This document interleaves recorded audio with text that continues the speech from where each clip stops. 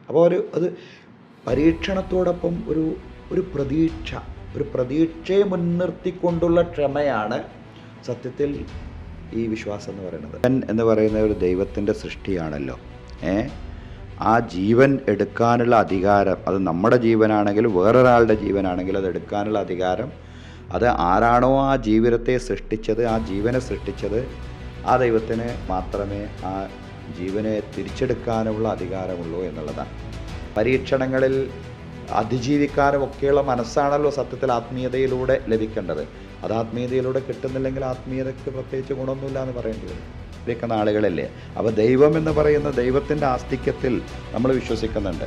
അപ്പോൾ ദൈവം ഈ പറയുന്ന മർദ്ദനങ്ങൾക്കും അക്രമങ്ങൾക്കൊക്കെ ഇരയായിക്കൊണ്ടിരിക്കുന്ന ആളുകൾക്ക് ഏതായാലും നന്മയുടേതായിട്ടുള്ളൊരു ലോകം അവർക്ക് സൃഷ്ടിച്ചിട്ടുണ്ടാവുമല്ലോ.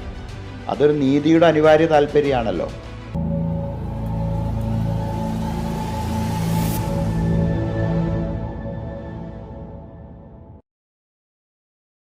മന്ത്രയിലേക്ക് പ്രിയ പ്രേക്ഷകർക്ക് സ്വാഗതം. നമ്മളോടൊപ്പം ഉള്ളത് ഡോക്ടർ VP സുഹൈബ് മൗലവിയാണ്.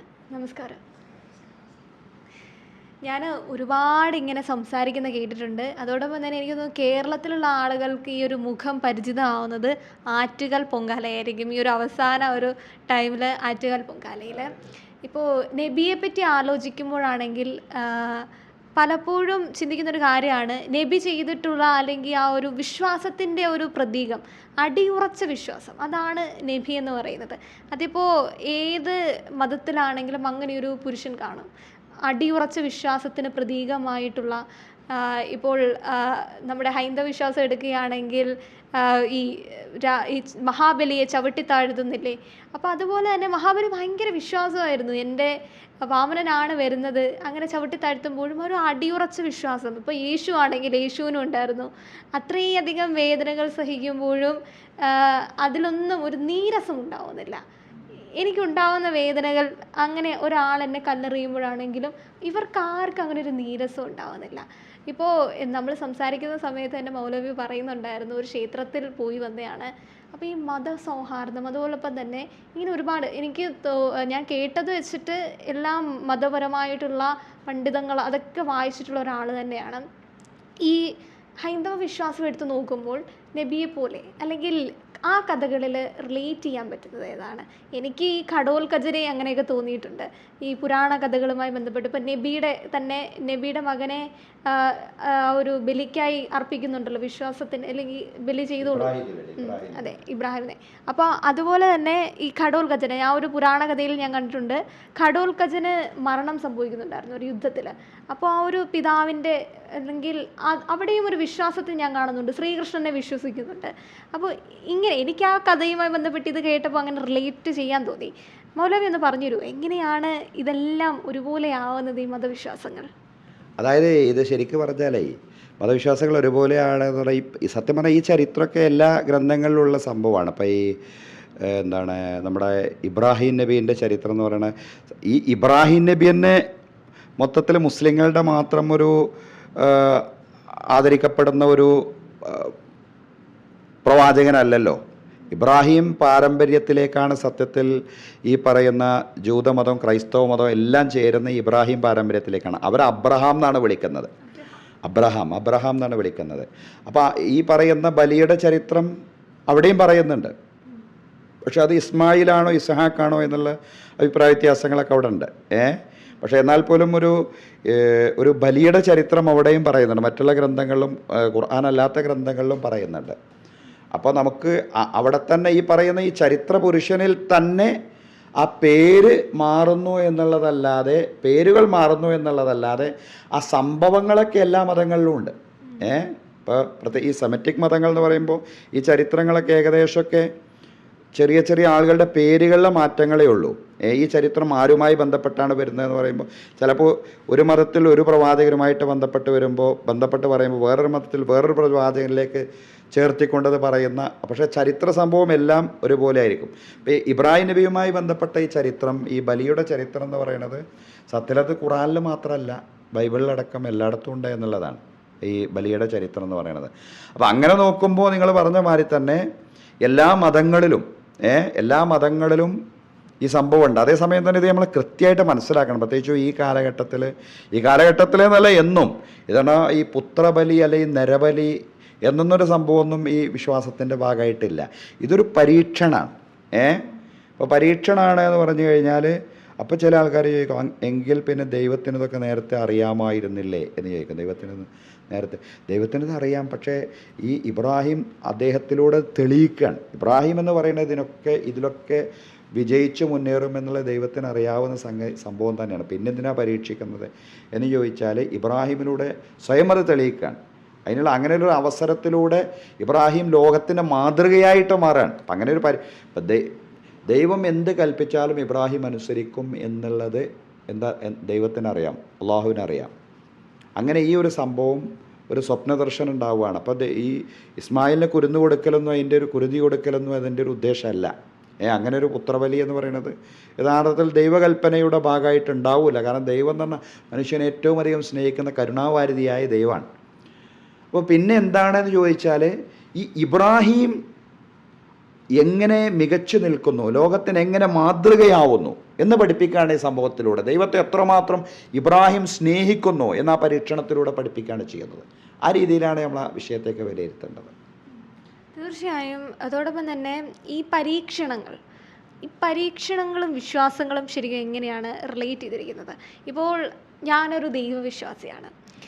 എൻ്റെ വിശ്വാസങ്ങൾ എന്ന് പറയുന്നത് ഞാൻ ആഗ്രഹിക്കുന്നതൊക്കെ എന്നിലേക്ക് എത്തുമ്പോഴാണ് ഞാനൊരു വിശ്വാസിയാവുന്നത്. അങ്ങനെ ഒരു കാറ്റഗറി ഓഫ് ആളുകളുണ്ട്. ഞാൻ ഇത്രയധികം വിശ്വസിക്കുന്നുണ്ട്, എന്നിട്ട് എന്തുകൊണ്ട് എനിക്ക് ജീവിതത്തിൽ ഇത്രയും ദുഃഖങ്ങൾ ഉണ്ടാവുന്നു?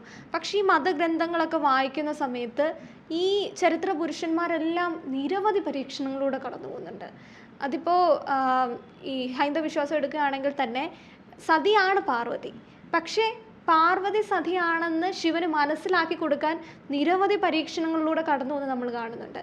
ഇപ്പോൾ നബിയുടെ കാര്യം തന്നെ ഏറ്റവും മികച്ച ശിഷ്യനാണ്, അല്ലെങ്കിൽ അത്രയധികം വിശ്വാസമുണ്ടെന്ന് അള്ളാഹുവിനറിയാം. പക്ഷെ എന്നിട്ടും നബിയെ പരീക്ഷിക്കുന്നു.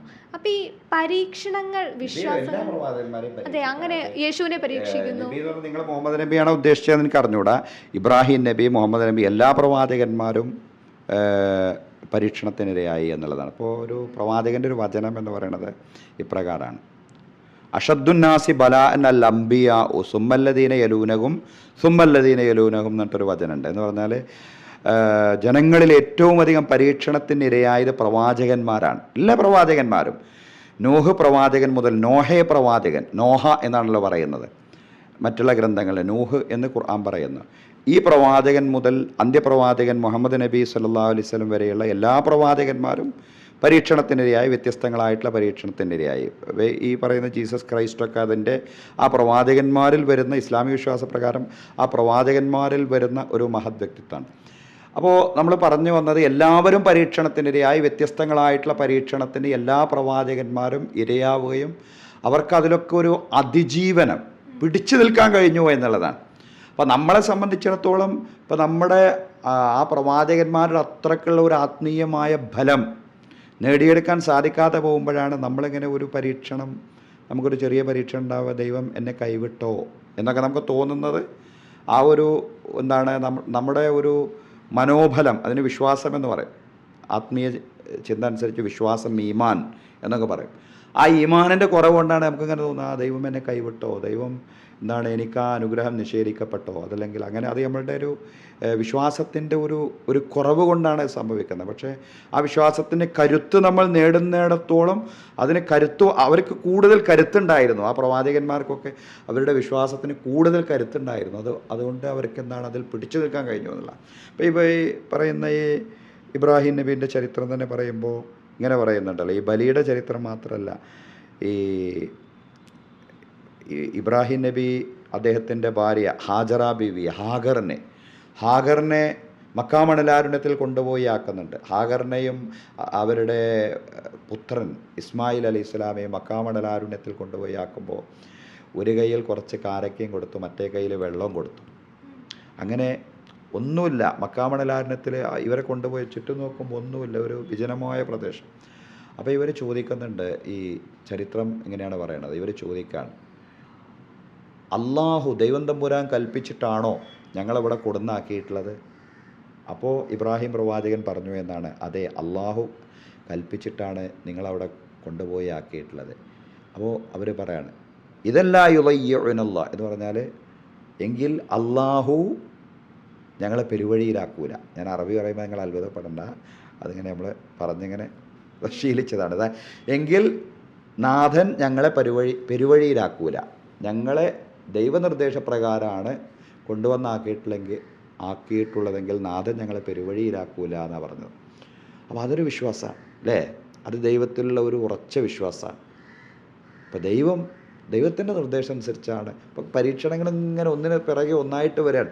അപ്പോഴും അവരിങ്ങനെ ദൈവത്തെ തള്ളിപ്പറയാതെ ദൈവം ഞങ്ങളെ കൈവിടില്ല എന്ന് പറഞ്ഞില്ലേ. അങ്ങനെ എന്താ സംഭവിക്കുന്നതെന്ന് ചോദിച്ചാൽ ഈ ചരിത്രത്തിൽ തന്നെയാണല്ലോ പറയുന്നത് സംഭവിക്കുന്നത്.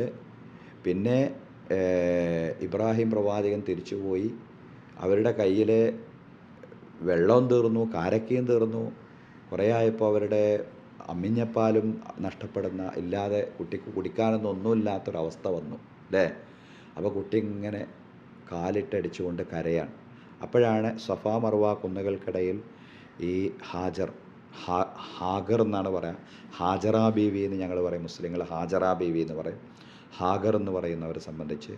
ഏതായാലും അവർ സഫക്കും മർവക്കും ഇടയിൽ ഓടി എന്നാണ്. അങ്ങനെ സഫാ മർവാക്കിടയിൽ ഓടുമ്പോഴാണ് ഈ കുഞ്ഞ് കാലിട്ടടിച്ച ഭാഗത്തു നിന്നും സംസം നീരുറവ ഉണ്ടാവുന്നത്.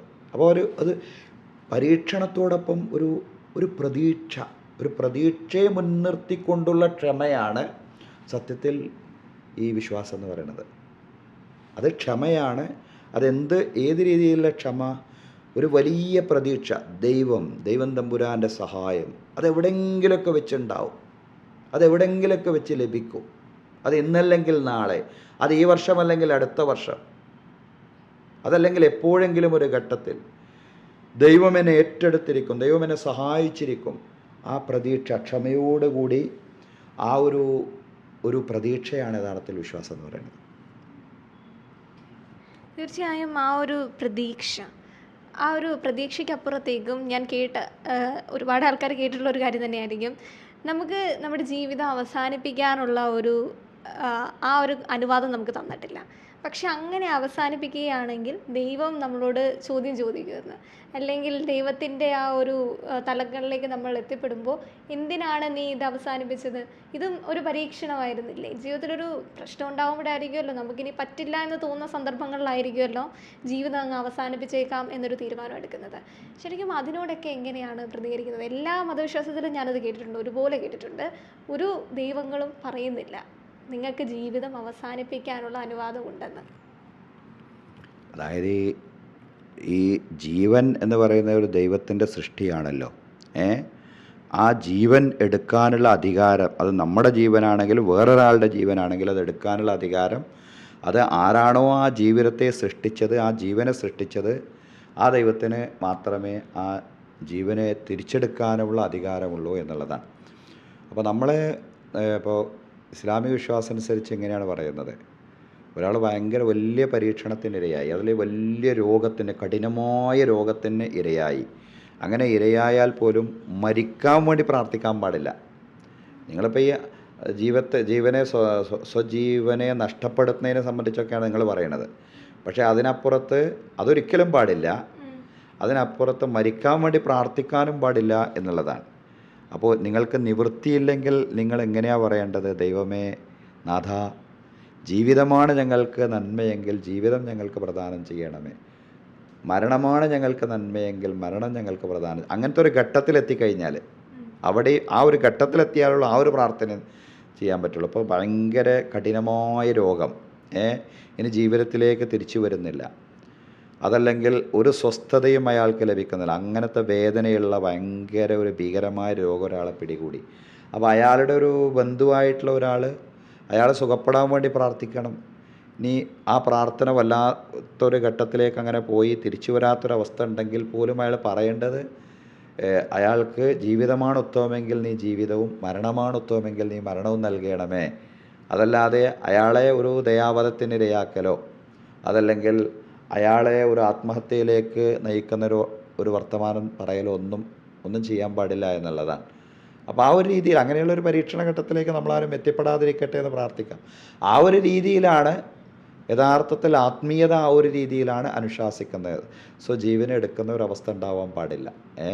അപ്പോൾ ആത്മീയത തിരിച്ചാണെങ്കിൽ പിന്നെ ഈ മനുഷ്യജീവിതത്തിൽ ഒരു കൺട്രോളും ആത്മീയതയ്ക്കില്ല എന്നും പറയേണ്ടി വരും. ഇതൊക്കെയാണല്ലോ ഈ ക്ഷമിക്കാനും ആത്മനിയന്ത്രണം പാലിക്കാനും പരീക്ഷണങ്ങളിൽ അതിജീവിക്കാനും ഒക്കെയുള്ള മനസ്സാണല്ലോ സത്യത്തിൽ ആത്മീയതയിലൂടെ ലഭിക്കേണ്ടത്. അത് ആത്മീയതയിലൂടെ കിട്ടുന്നില്ലെങ്കിൽ ആത്മീയതയ്ക്ക് പ്രത്യേകിച്ച് ഗുണമൊന്നുമില്ല എന്ന് പറയേണ്ടി വരും. ഈ കഥകളിലൊക്കെ പറയുന്ന പോലെ തെറ്റുകൾ ഒരുപാട് ചെയ്തു കഴിഞ്ഞാൽ അങ്ങ് മരണപ്പെട്ട് ചെയ്തു കഴിഞ്ഞാൽ ഈ എണ്ണയിലിട്ട് വറക്കുമെന്നൊക്കെ പറയുന്നത് കേട്ടിട്ടുണ്ട്. ശരിക്കും അതൊക്കെ കഥകളാണോ?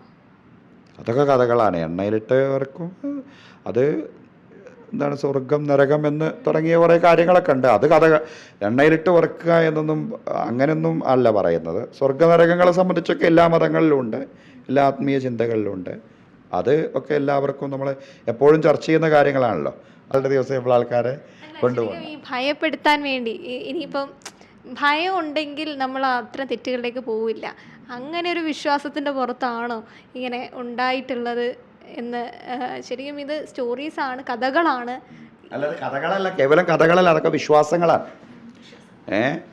അത് നിങ്ങൾ ഈ എണ്ണയിലിട്ട് വറുക്കലല്ല, അത് കഥയായിരിക്കും. സ്വർഗനരകങ്ങൾ എന്നൊക്കെ പറയുന്നത് കേവല കഥകൾ എന്നതിനപ്പുറം മരണാനന്തര ജീവിതത്തെ സംബന്ധിച്ചുള്ള വിശ്വാസങ്ങളാണ്. ആ വിശ്വാസങ്ങളായിട്ട് തന്നെ വിശ്വാസം എല്ലാ ആൾക്കാർ ആ വിശ്വാസവുമായിട്ട് മുന്നോട്ട് പോവുക. അത് ഇപ്പം ഞങ്ങളൊക്കെ അങ്ങനെ വിശ്വസിക്കുന്ന ആൾക്കാരാണ്. അപ്പോൾ ഞങ്ങൾ അങ്ങനെ ഇപ്പം നമ്മൾ അങ്ങനെയാണല്ലോ. അപ്പോൾ അതൊക്കെ മനുഷ്യർക്ക് നന്മ ചെയ്യാൻ വേണ്ടി പ്രേരിപ്പിക്കുന്നതാണല്ലോ സത്യത്തിൽ സ്വർഗവിശ്വാസങ്ങൾ എന്ന് പറയുന്നത്. തിന്മയിൽ നിന്ന് അകന്നു നിൽക്കാനാണ് സത്യത്തിൽ നരകത്തെ സംബന്ധിച്ചുള്ള വിശ്വാസം പ്രേരിപ്പിക്കുന്നത് എന്ന് പറയുന്നത്. നമ്മളിപ്പോൾ പെരുന്നാളിൻ്റെ ദിവസം ഇപ്പോൾ അതിനെപ്പറ്റി ഹൈലൈറ്റ് ചെയ്ത് കണ്ട് കുറേ നമ്മളങ്ങനെ കടകേറി പോകണ്ടെന്ന് എനിക്ക് തോന്നുന്നത്. അത് നമുക്ക് പൊതുവേ ഇത് മതത്തിൻ്റെ ഒരു മൗലിക വിശ്വാസങ്ങളുമായി ബന്ധപ്പെട്ടതാണ് ഈ പരലോക വിശ്വാസം, മരണാനന്തര വിശ്വാസം എന്നൊക്കെ പറയുന്നത്. അത് ഒരു റിയാലിറ്റി എന്ന രീതിയിൽ തന്നെയാണ്. വിശ്വാസം എന്ന് പറയുമ്പോൾ അത് സംഭവിക്കുമെന്ന രീതിയിൽ തന്നെയാണ് വിശ്വാസികളായിട്ട് ഞങ്ങളൊക്കെ മനസ്സിലാക്കുന്നത്. ആ രീതിയിൽ തന്നെയാണ് നമ്മളതിനെ ഉൾക്കൊണ്ടിട്ടുള്ളത്. തീർച്ചയായും ഭൂമി തന്നെയാണ് സ്വർഗം എന്ന് അതിനോട് യോജിപ്പല്ലേ? ഈ ജീവിതം തന്നെയാണ് സ്വർഗം, ഇതാണ് പറുദീസ. ഭൂമിയെ നമുക്ക് എന്താണ് സന്തോഷകരമായിട്ടുള്ളൊരവസ്ഥയാക്കി മാറ്റിയെടുക്കാൻ കഴിയും. പക്ഷേ ഭൂമി മാത്രമാണ് സ്വർഗം എന്ന് നമുക്ക് പറഞ്ഞൂടാ. ഭൂമി അത് ജീവിതത്തിൽ ഒരുപാട് കഷ്ടപ്പാടുകൾ അനുഭവിച്ച ആൾക്കാരുമില്ലേ സമൂഹത്തിൽ. ഒരുപാട് മർദ്ദനങ്ങൾക്കിരയായിക്കൊണ്ടിരിക്കുന്ന ആളുകൾ, അക്രമങ്ങൾക്കിരയായിക്കൊണ്ടിരിക്കുന്ന ആളുകളല്ലേ. അപ്പോൾ ദൈവം എന്ന് പറയുന്ന ദൈവത്തിൻ്റെ ആസ്തിക്യത്തിൽ നമ്മൾ വിശ്വസിക്കുന്നുണ്ട്.